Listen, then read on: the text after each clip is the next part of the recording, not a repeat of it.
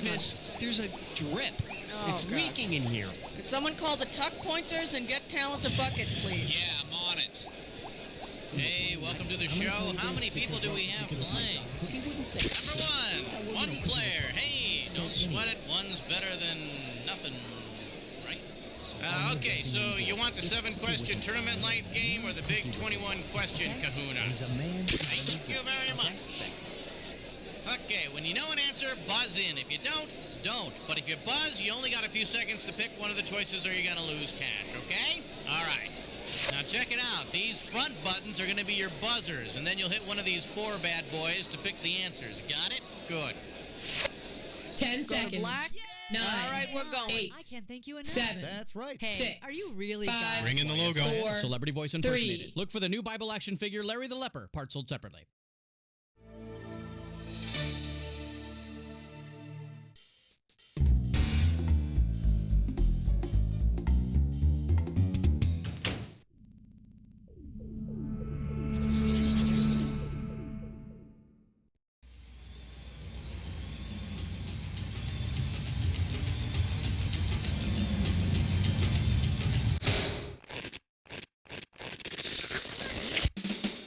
It's time for the show where high culture and pop culture collide. Hey there, my name's Cookie. You have any questions at all, please feel free to keep them to yourself. Anyway, the game of solitaire. That's okay, I'm here alone too. So let's get it on. I need a category.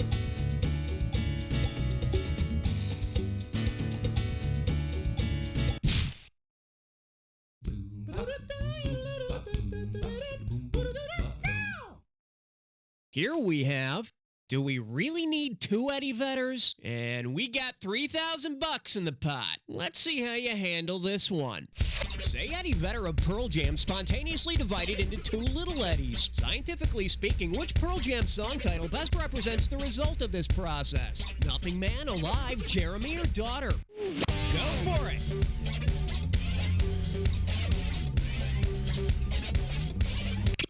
You're saying you would turn into a movie about rugby players who are stranded and forced to eat each other? Gross! Oh, wait. No, I meant do over.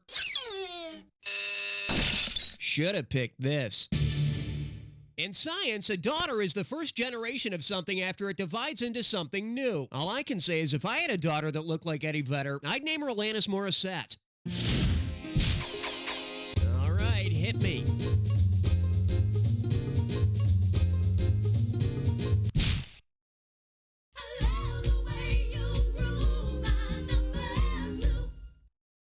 The category? Plant one on me, baby. Get it right, I'm handing over $2K. Flex those fingers, cause here it comes.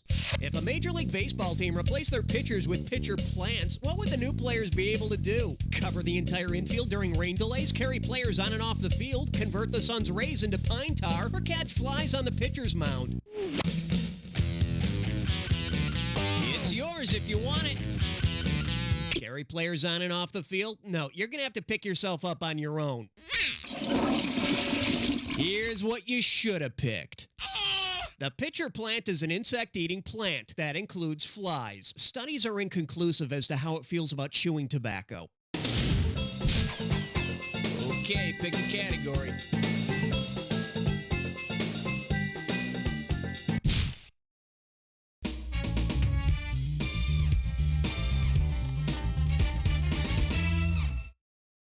Coming at you. I write better when I'm drunk. Looks like this one's going for $1,000. You know, Shakespeare was a great writer and everything, but with him it was all me, me, me. If William Shakespeare were alive today, which drama award ceremony would he crash, thinking it was named after his famous theater? The Tonys, the Oscars, the Golden Globes, or the Emmys?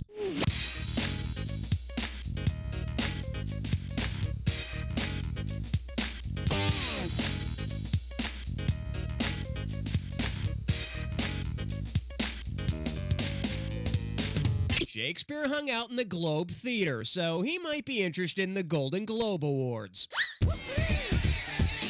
Although he be the only one, it's the Oscars that really count. Category, please.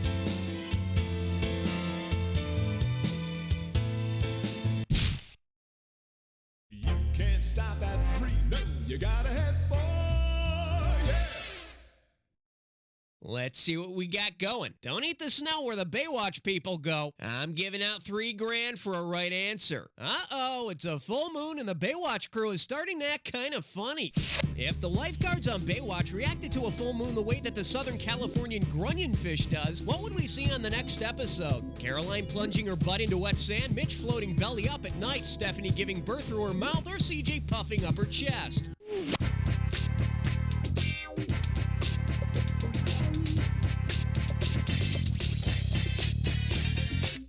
Take it!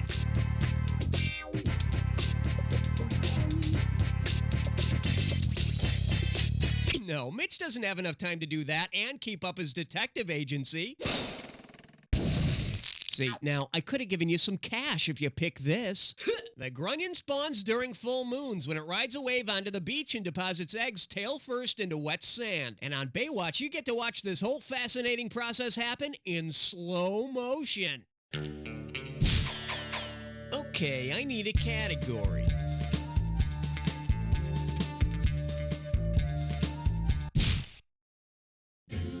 Let's blow this time and head for number 5. And this one is, now I've got peanut butter and silly putty in my hair. This one can net you $1,000. Okay, get ready to complete this analogy. Silly putty is to the Sunday comics as, the saffron robe is to Buddha, the talking dog is to Fred Bassett, dreadlocks is to Rastafari, and for the Shroud of Turin is to Jesus Christ. No, but I'll let you in on a secret. The humor in Fred Bassett is looking at everything from the dog's point of view. Bet you wish you'd pick this. Just like pressing silly putty on comics can pick up the reverse image of newspaper ink, the Shroud of Turin is traditionally thought to be a burial cloth that picked up the reverse image of Jesus Christ. Hey, look everyone, I can make Jesus' face get really long. I need a category.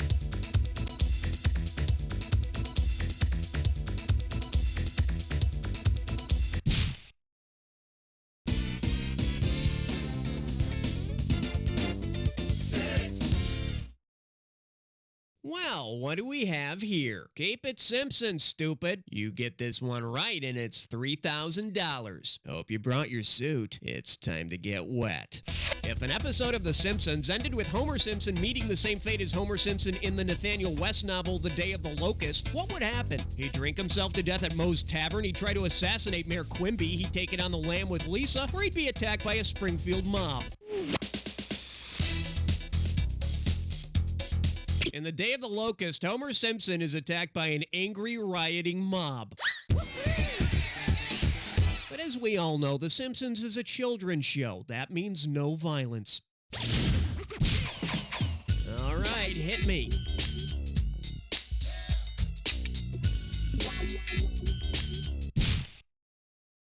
Hey, look over there.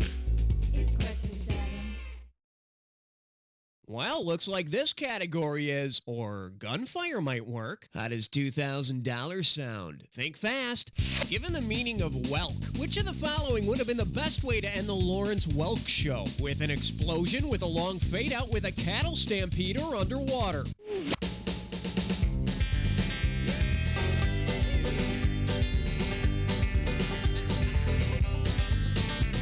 And a 1 and a 2.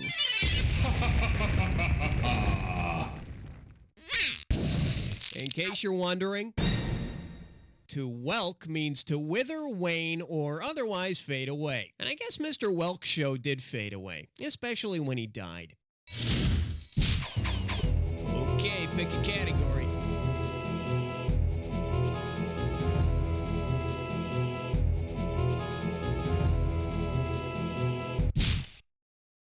We'll call it a date if you can answer question 8. This one's called Broken Toes and Severe Groundings, and you're playing for $3,000 cash money. Hey, did your parents ever yell at you after they stepped on toys you left lying around? Suppose that the inventor of Lincoln Logs left them strewn all over his floor. Which dad would be the one yelling at him to clean up his room? Milton Bradley, Abraham Lincoln, Frank Lloyd Wright, or Woodrow Wilson?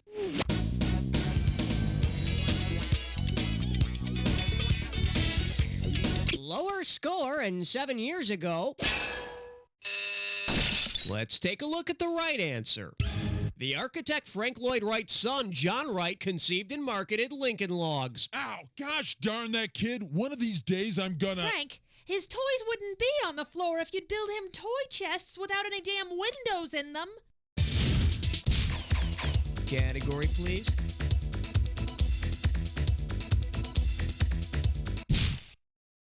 Aloha, question number 9.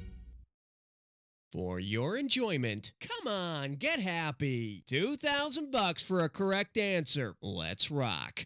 Say Reuben Kincaid of the Partridge Family wants to give up his hectic life on the road, find a nice lady, and settle down. If his ideal woman is Reuben-esque, where will he find her? In a Baroque painting, in an algebraic formula, in an Italian opera, or in a chemical compound? This hurts you more than it hurts me. Hey, got a minute? Take a look at a right answer. The voluptuous women in the paintings of Baroque artist Peter Paul Rubens are referred to as Rubenesque. You know, I describe Rubens himself as Rubenesque, especially his breasts. Okay, I need a category.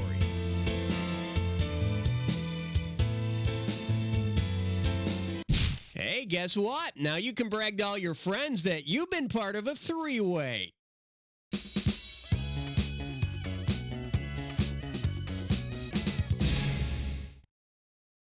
Okay, listen up. This is pretty simple. You're going to see a three-way like this one. Buzz in when the correct three-way member is lit up and you score. Woohoo! But be careful. If you don't make a correct match, you'll lose some cash every time you're wrong. And here we go. This three-way is known as the question with a staple in its navel. This is the kind of three-way you find hidden in your father's sock drawer. It's all about Playboy, Penthouse, and Hustler. Okay, get ready, because, here we go.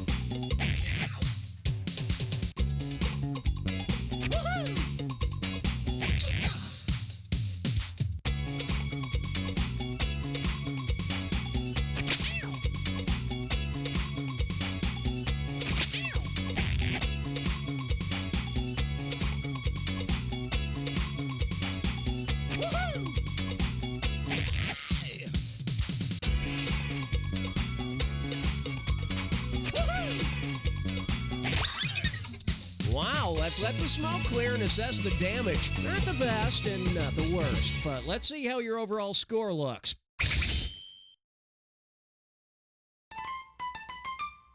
That's it for round one. Let's go to round two. Every question in round two is worth twice as much, so we got some serious cash at stake here. Let's get to it. I need a category.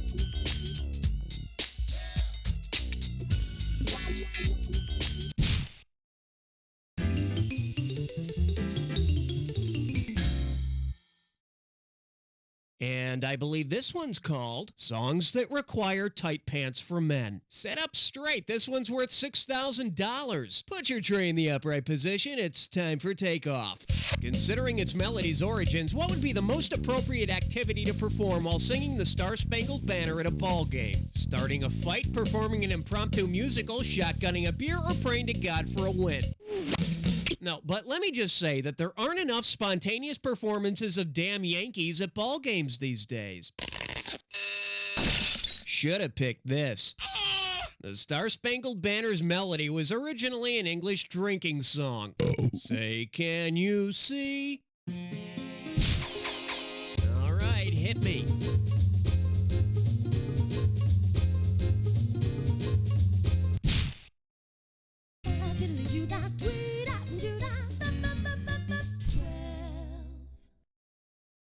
This category's known as Jim carrying a woman's angst. Think you can handle $6,001 bills? Just step up and take a swing at this one.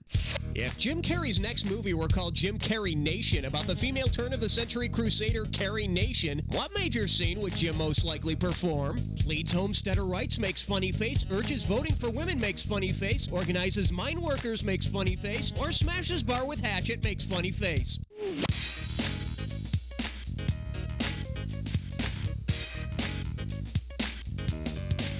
All those opposed? Nay!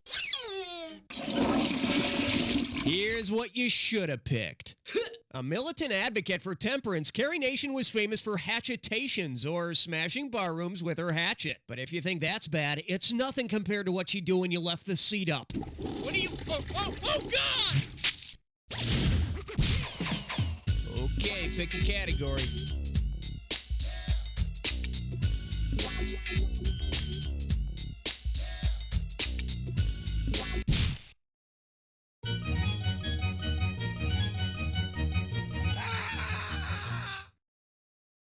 May I introduce Margaret Thatcher and the Motor Booty? How does $4,000 grab you? Listen up. You remember how Parliament changed their name to Parliament Funkadelic? Say George Clinton changed his band's name to that of Parliament's Upper House. What would Parliament Funkadelic now be known as? House of Lords Funkadelic, House of Representatives Funkadelic, House of Commons Funkadelic, or House of Flavors Funkadelic?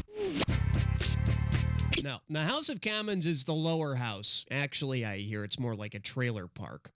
The correct answer is... the upper house of Parliament is the House of Lords. I hear that after George Clinton saw the House of Lords and their wigs, he renamed them Brides of Funkenstein. Category, please.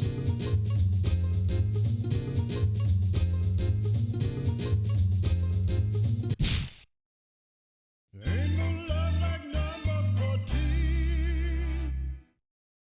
Say hello to Hell on Wheels. $2,000 says you don't know this one. Hey, you know that MTV show Road Rules? Well, if the cast of MTV's Road Rules were given instructions to drive toward the second star on the right and straight on till morning, where would their next assignment be? Wonderland, Never Neverland, Brigadoon, or Cleveland? No, that would be drive toward the second dung heap beyond Toledo and straight on to Pennsylvania. Sorry, Cleveland. See, now, I could have given you some cash if you picked this. The second star to the right and straight on till morning are directions to Never Neverland and Peter Pan. So the Road Rules kids are off to Never Neverland, which makes sense considering that they never seem to grow up either. Okay, I need a category.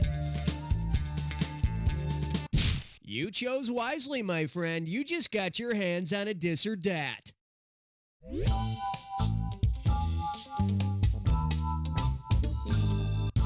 The category for this dis or dat question is John Wilkes Booth shot JR. I'm going to read off 7 different names, and for each one you see, I want you to tell me if it's a character from the show Dallas or a U.S. president. As you see each one, if he's a character from Dallas, give the square button a push. If he's a president of the United States, use the circle button. And press the triangle button if you want to skip. Each correct answer will net you $1,000. And you lose $1,000 if you get it wrong or if you don't get to it at all. All right, let's put 30 seconds on the clock. Let's do it. James Buchanan, Dallas character or president? Nicholas Pierce. James Richard Beaumont. Franklin Pierce. Benjamin Harrison. Zachary Taylor. Last one, Edgar Randolph. 6 out of 7. Good day at the plate, batter. Let's check out your new average. Nice shooting, Tex. Let's mosey on ahead. I need a category.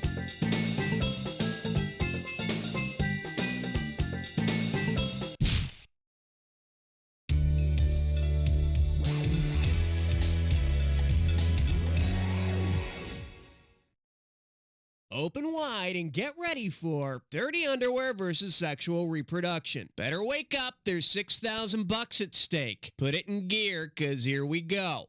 Choose the now debunked scientific theory that this equation supports. Sweaty underclothes plus wheat equals mice. Spontaneous generation, biogenesis, creationism, or deus ex machina.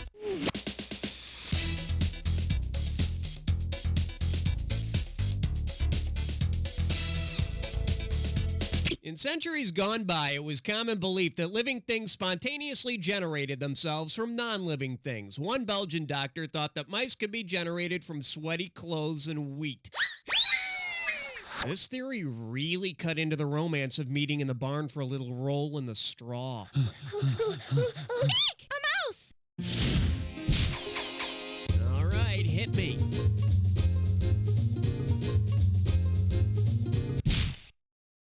Number 17. Pucker up for lightning struck his baton, and it's worth $2,000 if you get this one right. Okay, listen up. You'll know Leonard Bernstein was a brilliant conductor, right? Say Leonard Bernstein also wanted to be the best conductor of electricity. What type of music should he have directed? Glam rock, heavy metal, bluegrass, or hot salsa?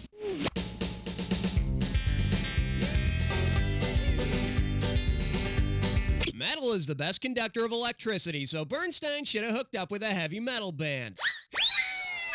Or retired so he could golf in a thunderstorm. Okay, pick a category.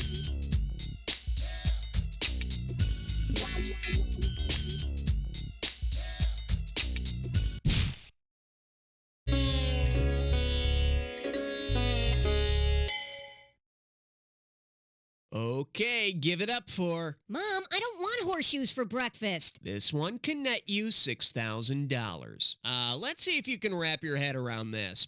If Lucky the Leprechaun used technical terms to list the different marshmallows in Lucky Charms, which of these would not be included? Pink hollow muscular organs, yellow crystallized carbon gems, orange gaseous celestial bodies, Or... green leafy leguminous herbs.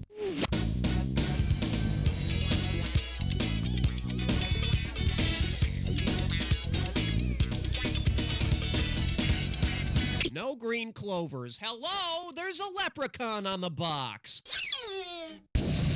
In case you're wondering, there are no yellow diamonds in a box of Lucky Charms. The diamonds are blue. If you're lucky, though, you might find a surprise yellow diamond ring at the bottom of the box. Category, please.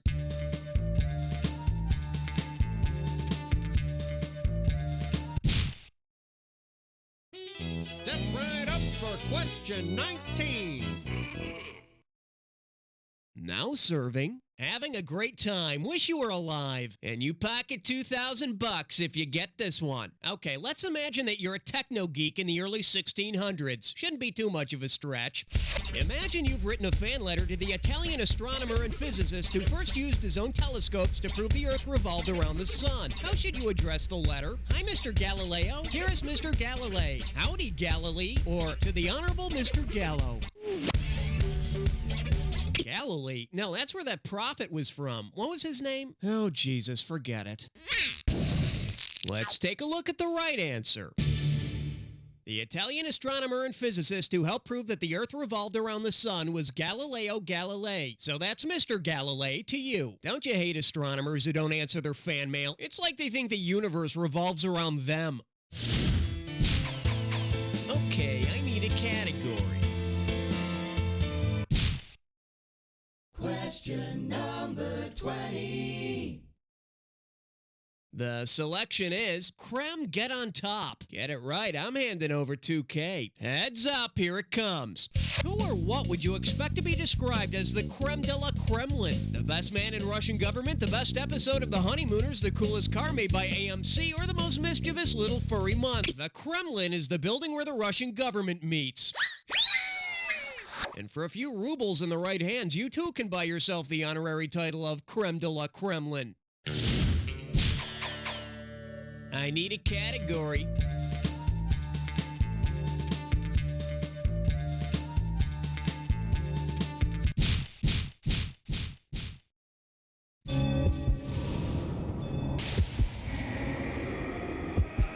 You're about to embark on the attack. Hit your buzzer when you see 2 words on the screen that match. $2,000 if you're right, 2,000 off if you're wrong. It's not so hard as long as you remember this. Remember the clue. It's gotta be a match that fits this clue.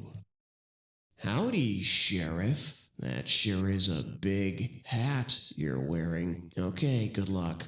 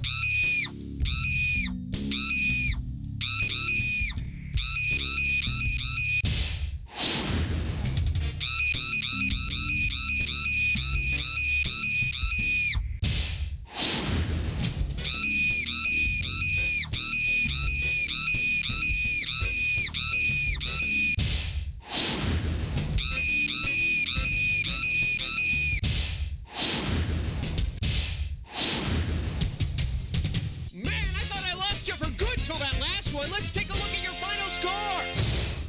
You know, in its own way, that score is impressive. Most people need industrial wind tunnels to suck that hard. While you're basking in your own special glory, let me remind you of this.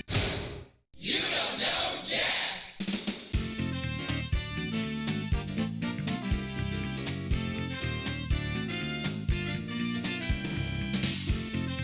That's a wrap, folks. Give yourselves a little pat on the back. And Raul, are we doing another one of these? Hey, let's put something on this naked scoreboard. Enter your name.